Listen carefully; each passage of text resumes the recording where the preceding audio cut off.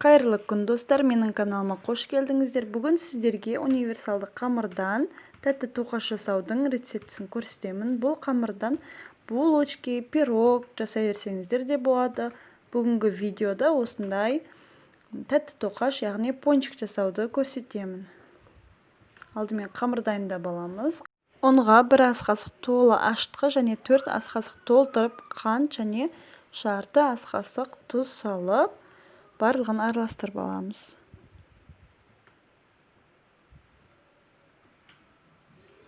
Және бөлек ыдыста 2 жұмыртқа, оның үстіне еріген сары майды құйып араластырып аламыз. 50 грамм сары май деген бір упаковкадағы сары майдың 4-тен 1 бөлігін алсаңыздар болады. Және оның үстіне жылы сүтті құямыз. Бұл сүттің жартысы, оны араластырып аламыз.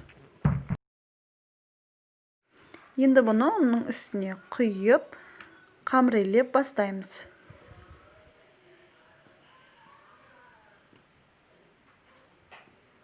Қамыр елей отырып, тағы да 1 стакан сүтімізді жаймендеп құя отырып, қамырымызды жұп-жұмсақ болғанша елеп аламыз.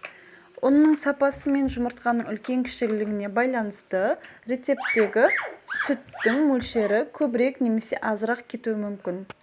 Оны қамыр елеген кезде жаймендеп қоса отырып, қатты сұйық қылып жібермей және қатты қылып жібермейтіндей қылып елеп аламыз.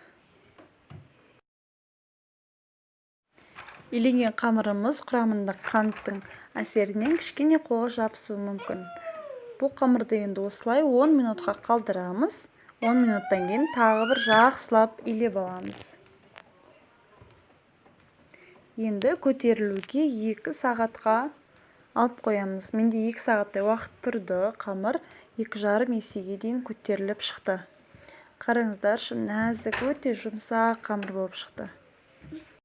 Қамырды осылай көп мөлшерде жасап, мұздатқышта қатырып, ұзақ уақытқа дейін сақтасаңыздар болады. Бұл қамырдың 3-тен 1 бөлігін алып, жинап, сосын жайып аламын да, осылай томалақтап кесіп шығамын.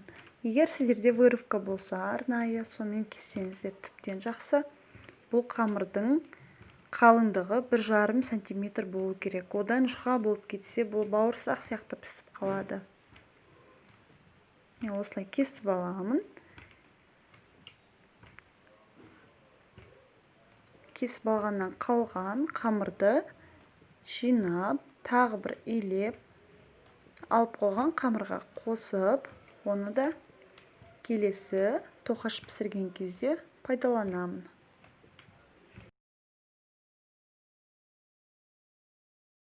Кесіп болғаннан кейін тоқаштардың бетін салфамен жауып, 10-15 минутқа көтерілуге алып қоямыз.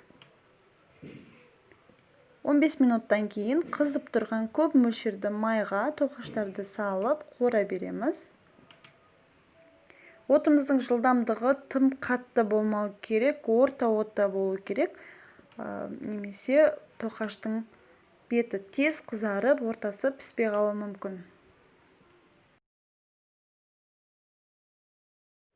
Тоқаштардың шеттері қызарғаннан кейін екінші бетін ауыстырып, оны да қып-қызыл болғанша пісіріп аламыз.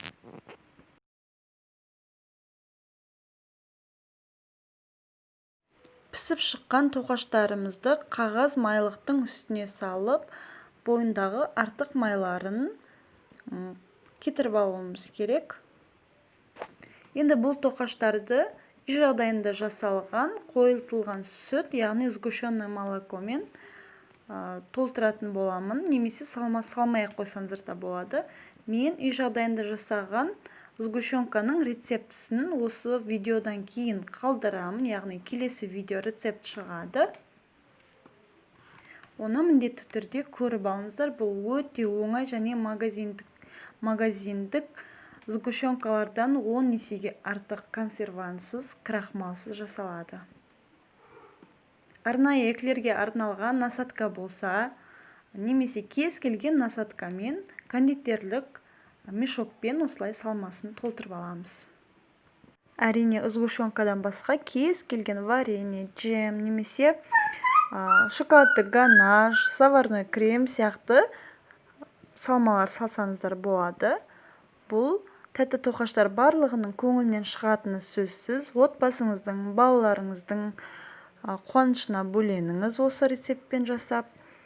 Менің видеом сіздерге ұнаған болса, лайк басып, каналыма жазылып, бұл каналдың дамуына үлкен үлестеріңізді қосып кетіңіздер. Сау болыңыздар.